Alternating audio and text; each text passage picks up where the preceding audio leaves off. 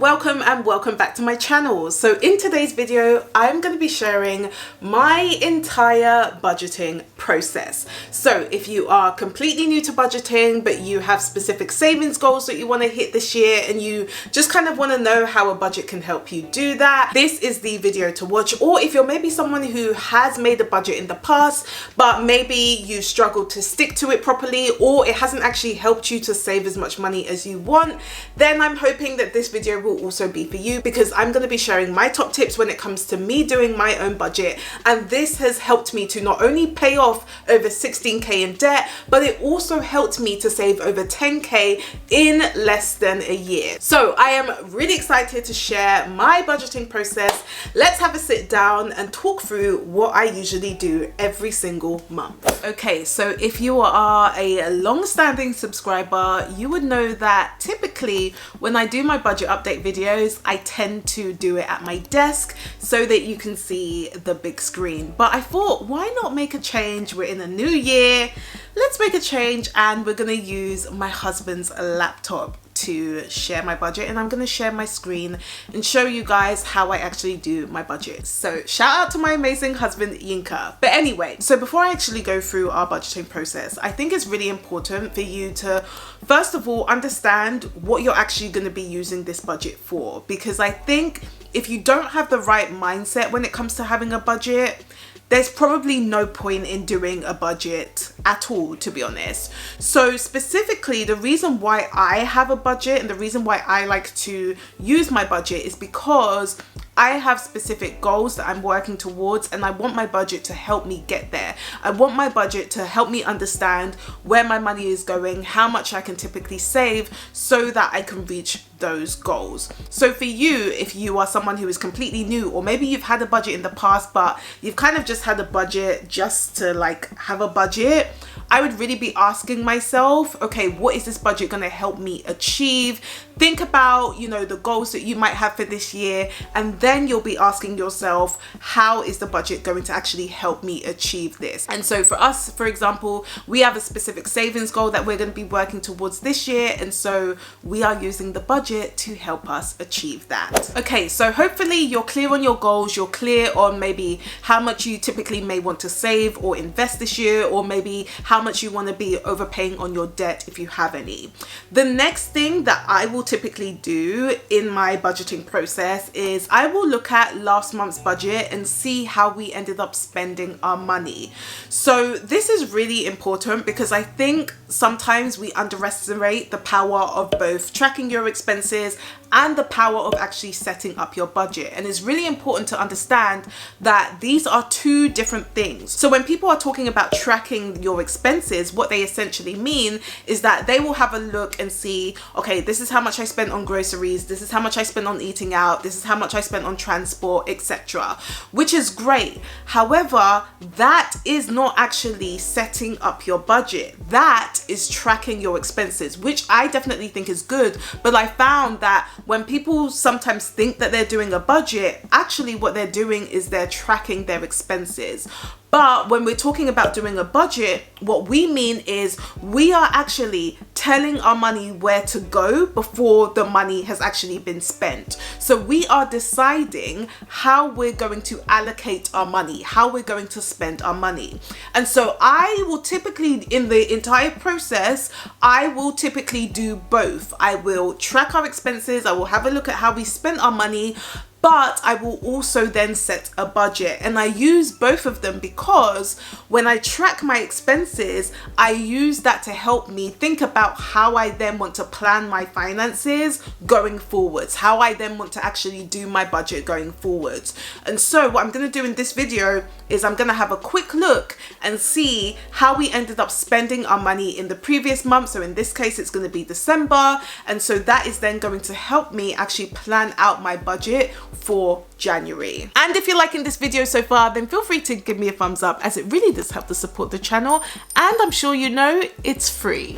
Okay, so I have my own budget template that I use to actually track my expenses and do my budget, this is also something that you can access as well. So if you are interested in this budget, this is something that I made and we pretty much use it religiously. So it does come with a net worth statement, a sinking funds calculator, and then you have the choice between a monthly budget template or a weekly budget template depending on how you get paid. So if you are interested in the look of my budget templates, make sure you check them out. I'll leave them in the description below for you. So usually what I will typically do is I would have already set the budget for last month, and then I'll have a look and see how we did with that budget. Did we stick to it? Did we go over? Did we go under budget? You know, all of that stuff, which is great.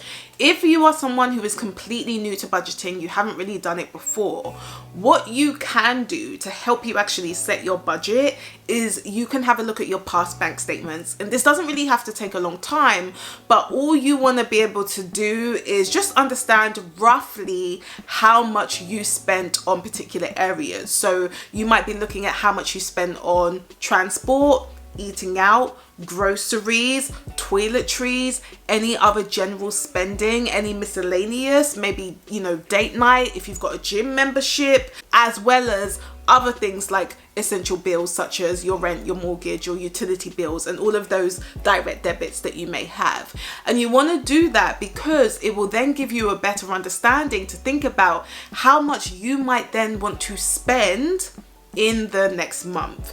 So if we're using myself as an example, so I will go through actually setting the budget in much more detail later on in the video, but basically when we typically get paid, we will include our income and then we will put money into our savings and investments. So we'll allocate money to that. We'll then also allocate money to our essential bills. If you have maybe debt repayments, you would probably use that as well. And then we will also allocate money into any sinking funds or debt overpayments. And what I mean by sinking funds is just things that you may want to save up for over time. That's little by little. So things like Christmas is one time at the end of the year. Rather than just spending all of your money in December, what you might want to do is you might want to start saving money from the beginning of the year throughout the year so that you have enough money. And that's what sinking funds are used for. I do have a more detailed video on sinking funds if you want to check that out. I'll make sure it's linked up here for you and in the description below.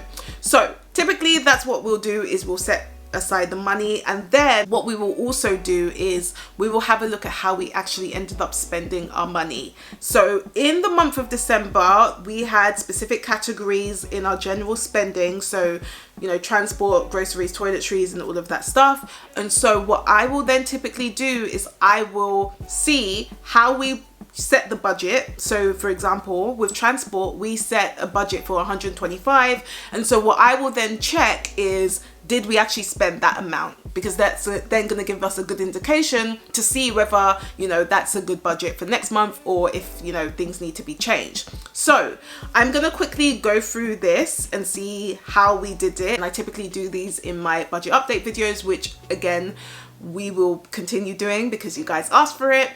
But I'm going to have a quick look and I'm going to update these numbers quickly this time. And for those of you who are based in the UK, I typically will use Monzo to do this, so it actually tracks my spending for me, so I don't have to track any of my spending. All I need to do is have a look at the end of the month and see how I did. You can also use other budgeting apps online and anything like that depending on where you currently are. But I'm gonna quickly have a look and try and see how much we ended up spending. In terms of our budget, actually, what I didn't realize is that for TV license, there was a slight change. So we thought we would be paying about 26 for TV license. We only ended up paying 13 because our direct debit changed. And so we ended up having some extra money left over, which was great. So I think that was then just added to, you know, a miscellaneous part of our spending. But I'm gonna note down all of these numbers and let's see how we ended up doing with this month's budget and how much we ended up spending.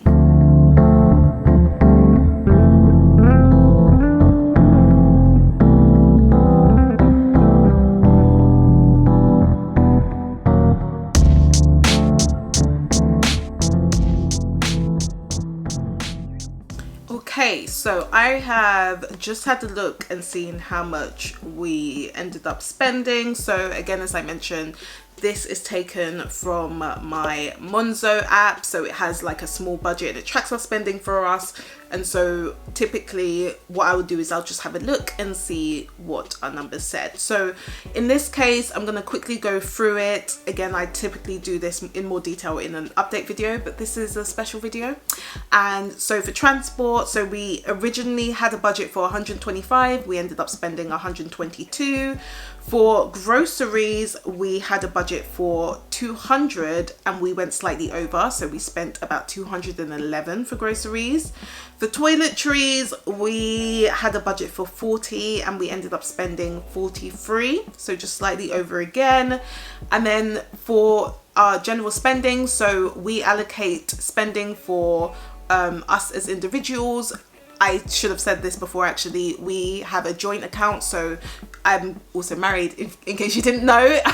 I'm also married, so we typically have a joint account. Most of this will come out of our joint account, but we do have separate spending accounts. And so we had allocated 130 each. We do not question how much each other spends. It is totally up to us how we want to spend that money. I typically will spend most of my money, and typically my husband will save most of his money. I have no idea what he's saving for, but he is a natural saver and I'm a natural spender. So for December, I think I pretty much spent majority of my money. I think I had like 10 left over, which isn't too bad. So yeah, that is our spending. Then we've also got personal care, so that was 30. Date night, we had an original budget of 100, and that also includes takeout for us, but we went slightly over it and spent 103.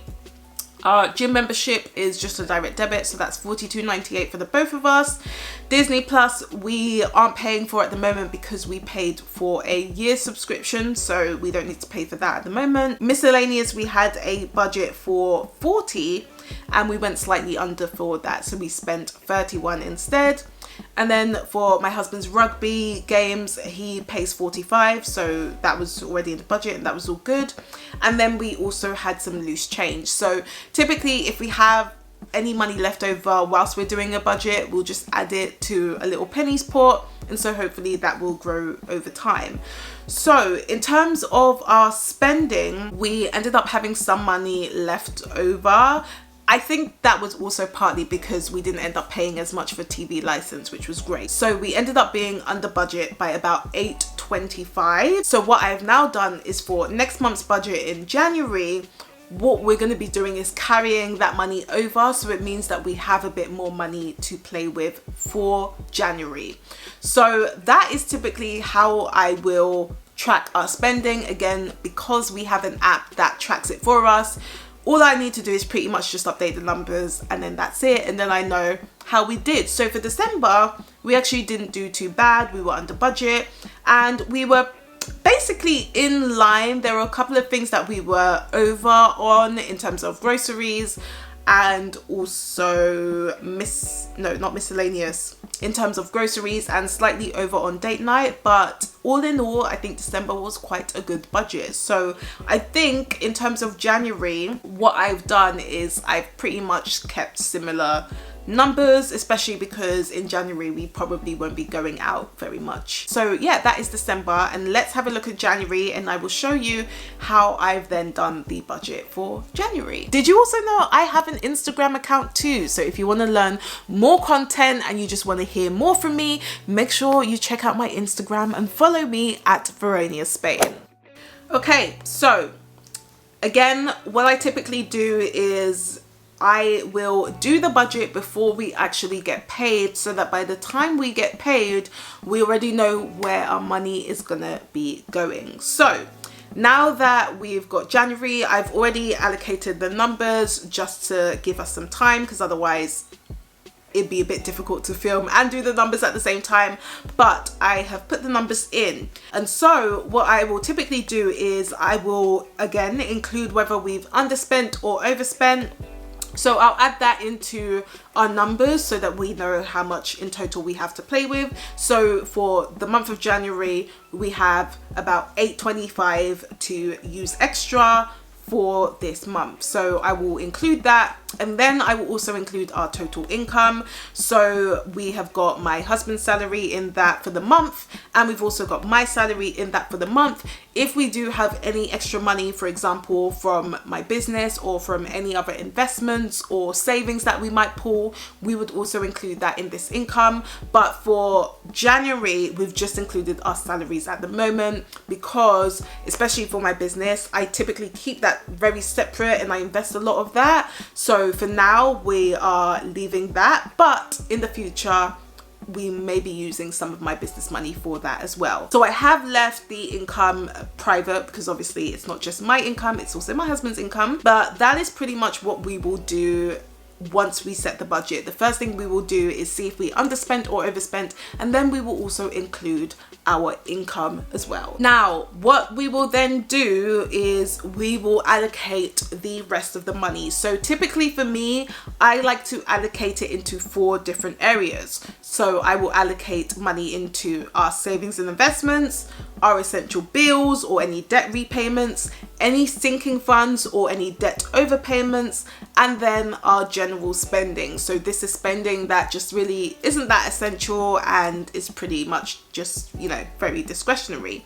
So I typically will do savings and investments first because it's important for us to also pay ourselves first. That's a principle that I absolutely really like, and so we have allocated money into our savings. So for January, we've allocated 1,100 into our savings, and then we've also got our own investment accounts, and so we've allocated 50 each into our investment accounts. And so as I mentioned before, you know, when you're thinking about your goals, this is what the budget will help you do. It will help you to figure out how much you can typically save or invest or use to pay off debt. And also it would help you figure out, okay, are there things that you need to do in order for you to, you know, increase your savings or anything like that. So for us, I think we're pretty happy. Our total is about 1,200, but we'll be thinking about whether we want to increase that, and, you know, we'll then get creative with all of that stuff. But at the moment, we've got 1,200 for our savings and investments. Let's move over to essential bills and debt repayments. So for us, we don't have any debt repayments. However, we do of course have bills that we need to pay. So we will include our rent in this. So we're currently paying $11.50. Our water bill is about $52. We'll also include electricity and gas. That's about $117. Council tax is about $136, so of course that's included. Broadband is about $26. We've got my husband's iCloud, and that's 99p. We've also got our SIM only contracts. So for Yinka, it's 12 a month minus 10. If you're in the UK, we do use Voxy, and it comes with endless social media data. So I will make sure that is linked in the description below for you if you do want to check Voxy out. We've also got TV license, which is $13.25. Yes, we do pay for TV license. Yes, we do watch live TV, so that's why we pay.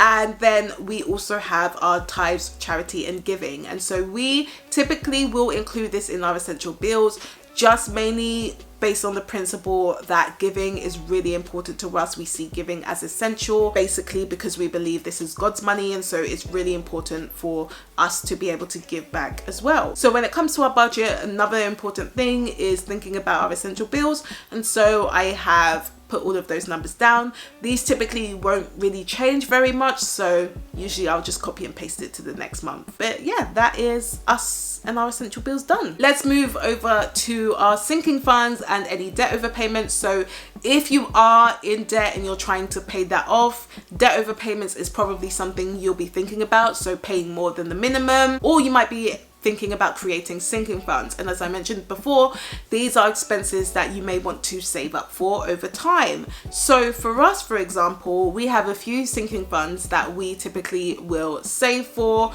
So in this example, we have got a sinking fund for car maintenance. So basically anything to do with the car, whether it's insurance, whether it's MOT, whether it's road coverage, we will set an amount aside each month so that it just makes it a little bit easier on us. By the time that we do have to pay for these things, we don't have to just pay it straight out of our paycheck. We have money sitting in our account. So we are currently allocating 50 aside for that. We will usually set aside money for our dentist appointment, but at the moment we actually have enough money saved up for our dentist appointment, so we're okay for now. So that's 0 at the moment. We've got another 10 going towards my husband's rugby club, so that's something that we pay for. It's his registration. Another 15 is going towards a pot for clothes, so again we save a little bit amount each month for things like clothes. So if there's something that we want to buy, we want to make sure we've got money sitting in the account there ready to be spent. The same with any presents, so any birthday presents. Skincare, we've got another 10 allocated for that, and then we also have another 40 allocated for any weddings, because we do have a couple of weddings this year that we're going to be going to, so we want to make sure we are best prepared for that. So in terms of our sinking funds for December, that is typically what we will do. Again, this doesn't really change very much, but yeah, we usually will save some money aside for different things that we are thinking about throughout the year. Then we've got our general spending, so this is basically everything else, and this is typically what we will track as well to see whether we need to change things in our budget. So if we have a look here, the numbers that I've put for transport is still 125. That was the same that I budgeted for last month, and although we only spent about 122, I think 125 is a good amount, I think, based on, you know, last month, so we're gonna keep that the same. For groceries, so we did budget before about 200. That's how much we used to budget, but obviously because I can see that we've been going slightly over on that, we've then decided to increase our groceries budget. So again, that's why when you're tracking your expenses, it's helpful to see it so that you can actually take action on it.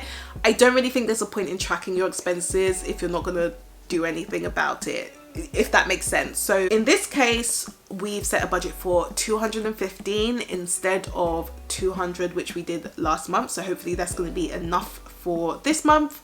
For toiletries, we've kept that the same at 40. Our own spending, we have reduced that slightly to 100, and that's just mainly because we don't typically go out as much in January. For my birthday, we actually had money already set aside for that, so my birthday has been done separately, which is great. So yeah, we've got 100 each, which I think should be enough for this month. Personal care, we had a budget last month for 30, and that remains the same.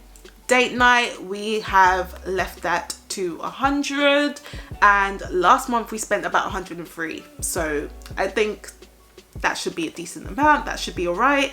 Gym membership, again, that's a direct debit, so that's $42.98 for the both of us. Disney Plus, we don't need to pay anything at the moment.